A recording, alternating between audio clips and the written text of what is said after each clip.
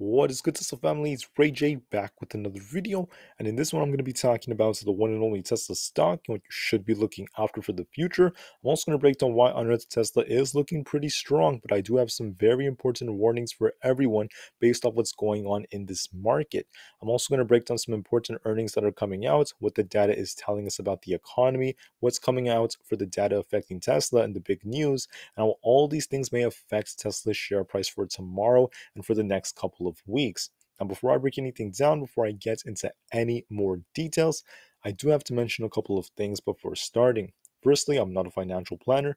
Take none of this as financial advice whatsoever. And also, if you guys can, please smash the like button if you want to see more videos like this. It not only benefits me, it benefits the entire Tesla community as a whole.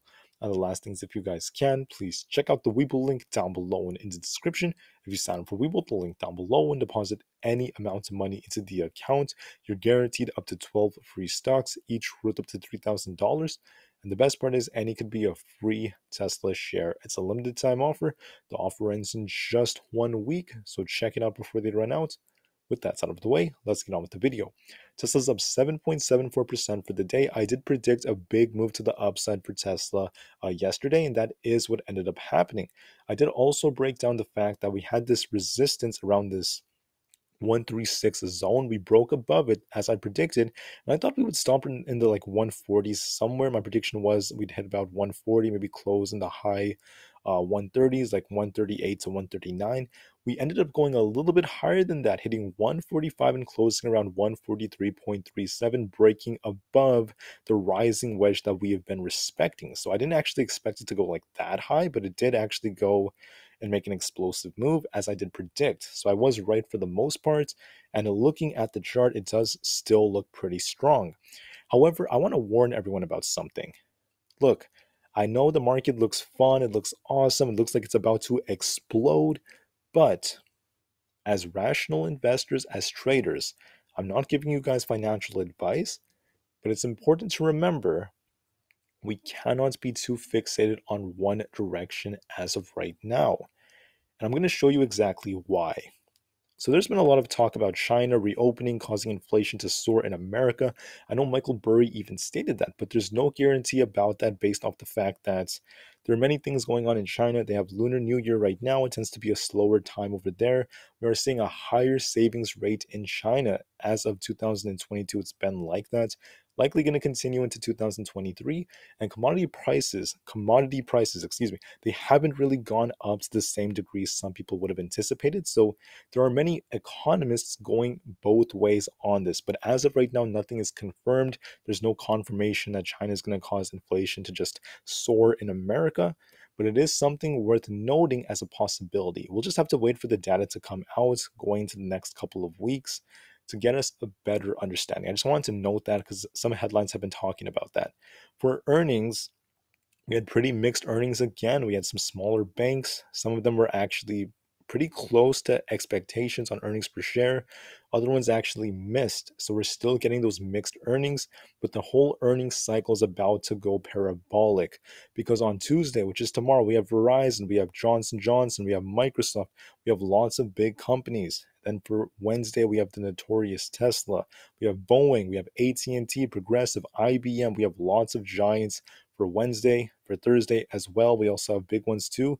So the earnings cycle is about to kick off and become bigger than before. So please be ready as we have big tech stocks and big communications companies coming out. Now, I'm also saying this because this will affect the market. Let's just say, for instance, the market is holding up pretty well and then Microsoft misses big time on earnings. The whole market could actually take a big hit. Let's say Tesla and IBM both miss on earnings hypothetically. The market could also take a hit off of this. It's not just because of the stocks themselves, because of the effects they have on the sentiment. That's going to be very important too. When sentiments shift, when the expectations for earnings start to shift, when people start to panic, the entire market could shift directions in a flash. So be very, very ready and prepared for this. Earnings are going to be huge. It will affect Tesla as well. Also, remember that for Thursday of this week, we have jobless claims data coming out. This affects not only the Fed, but also how the stock market perceives the current job market and the Fed's policies. On top of that, we have on Friday the PCE report coming out. So this is one of the Fed's favorite inflationary measures. Please be ready for that as well. The market is currently pricing in a 25 basis point rate hike for February.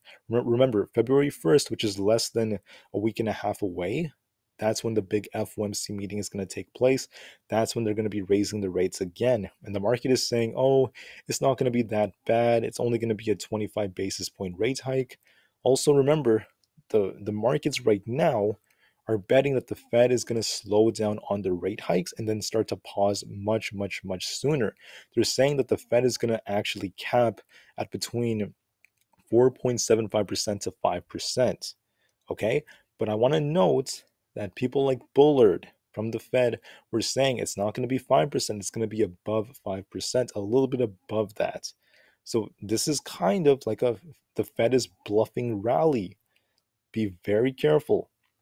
If the Fed comes out as very, very hawkish on February 1st, and they end up raising rates a little bit higher than initially expected, a little bit higher than what the jobs and the bonds market and what on earth these different markets are pricing in, it could lead to some major downside. Be very ready for that.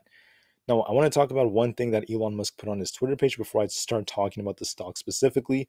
This person named John basically tweeted that Tesla got started 20 years ago. As the time went on, it was very unclear whether this company could sell one vehicle, let alone survive. And last year, it sold over 1 million.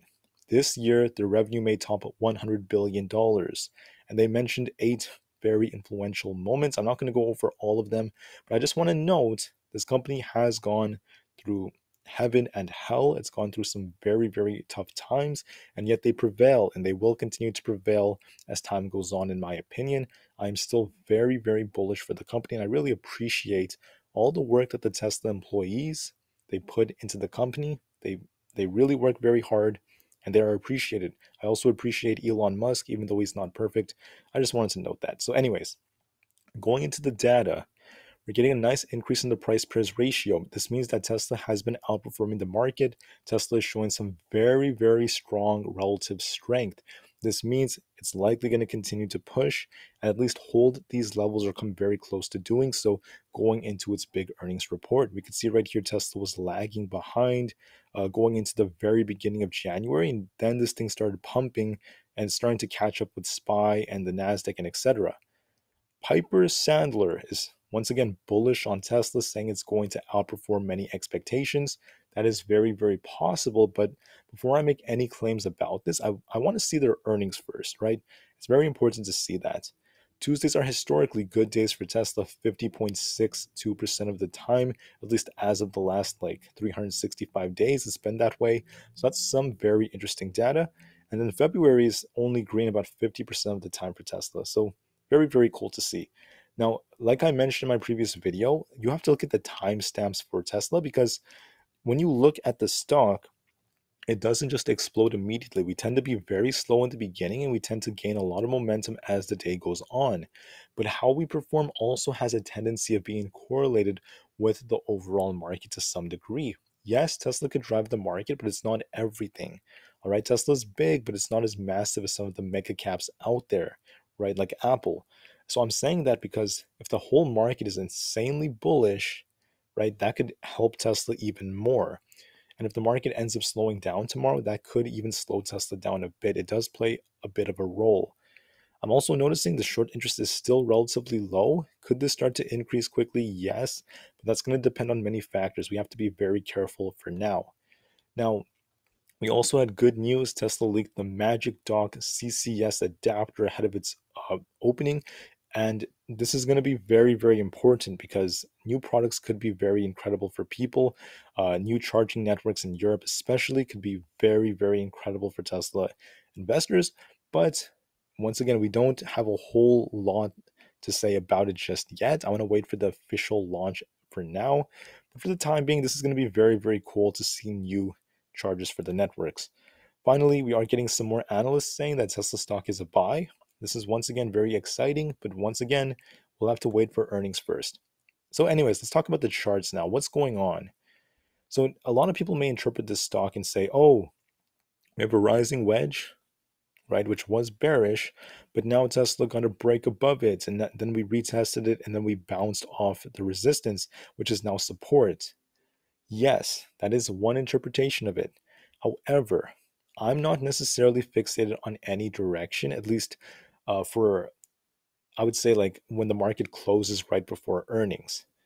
I do believe Tesla has some momentum and might try to continue pushing. We have a gap around 150. We could even fill that gap, push up a little more and go for that 150.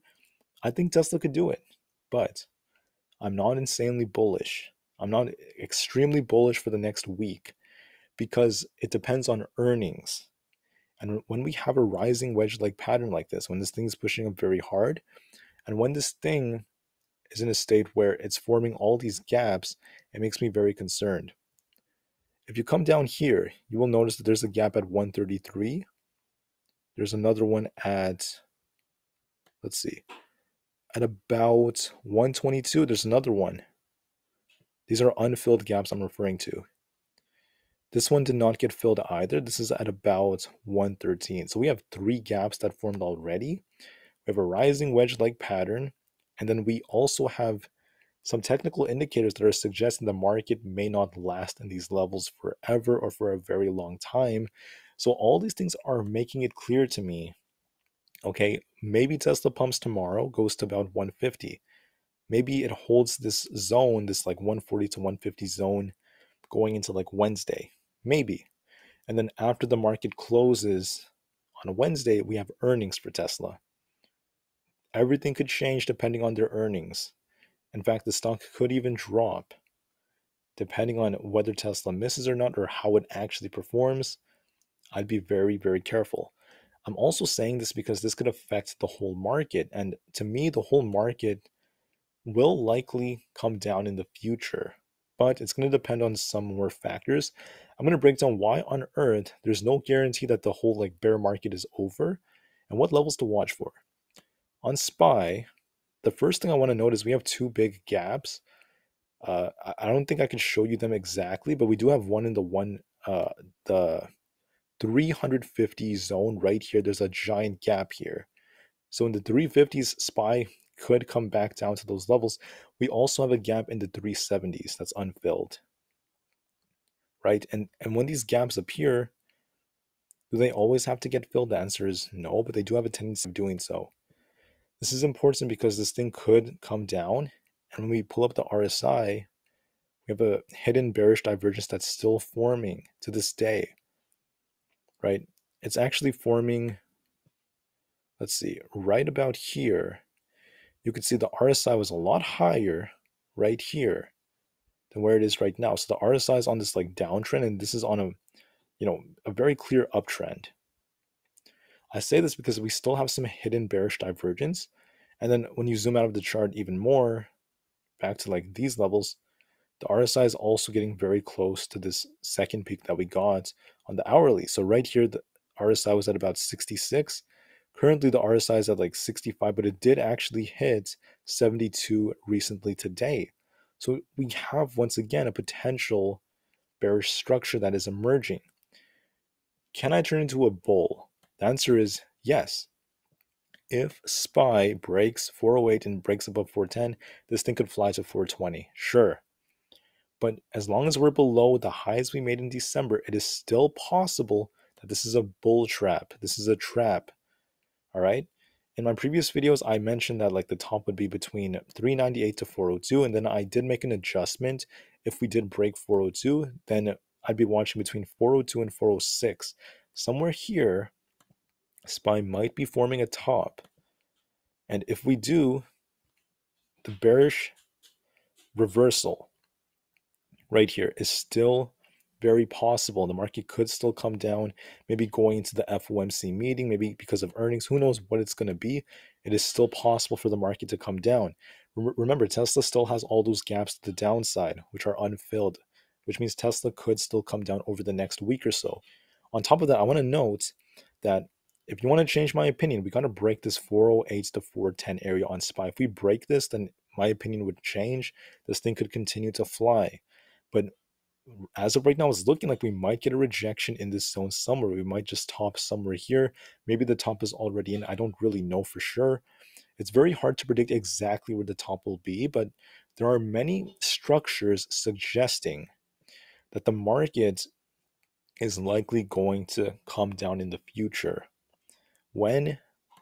It's very hard to predict, but I would assume or presume it's going to be around. Maybe this week we kind of chomp around it, but maybe we slow down a bit. Maybe we break back into this zone, depending on earnings. But the bigger date I'm looking at is going to be FOMC and then earnings for like Apple and also I think for Amazon, I think the day after. So be very careful going into February. Things could change, especially because of all the gaps. Now on the NASDAQ, I want to note that we still have this structure. Now, I'm not going to be someone that just BS's you and changes my lines because the chart did something a little bit different than what we predicted. But I want to note that I'm not necessarily backing down on this. We do have a potential head and shoulders forming on the NASDAQ. Now, we did get this breakout right here today. However, we're still below the head. We're still below this line right here. See the purple line I drew out? As long as we stay below there, and if we get a rejection below this line, the NASDAQ could still, follow the structure. This head and shoulders is still valid. It's not invalidated just because we broke out right here. It still is valid, okay? If this thing breaks the purple line, we break above like 11,500. If that happens on NASDAQ, then it's going to be invalidated. The market would turn a lot more bullish. As of right now, I'm not seeing it.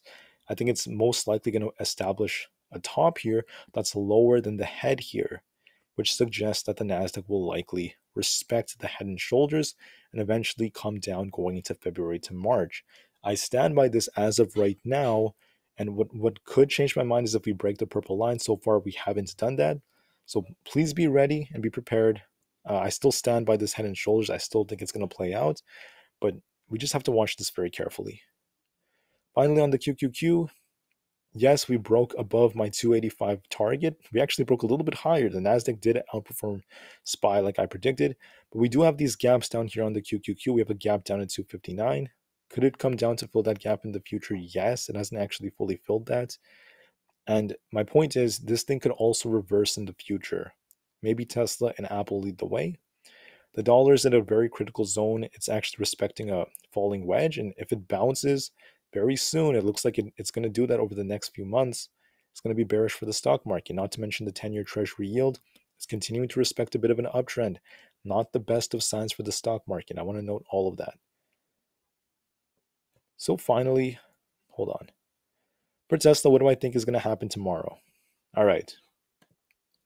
Look, I'm not trying to be a shill, but I do believe Tesla has more room to go. We have a very bullish looking structure. We broke out of this rising wedge. We came down to test the top of it. We broke to the upside, and this thing might continue to try to go for the gap fill around that 150 area. It still looks strong, still looks pretty good, but I don't think it's going to be as strong as it was today. It's going to see some sideways choppy action, maybe push up a little bit, maybe break the high from today, and maybe get close to 150 by either today, not today, tomorrow, or the day after.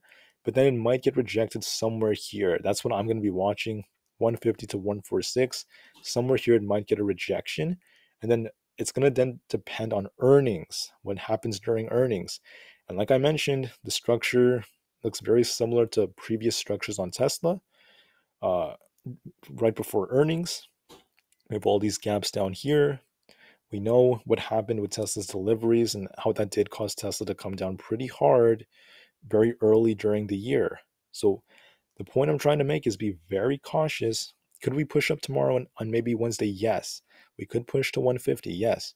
But are we going to continue to rally after earnings?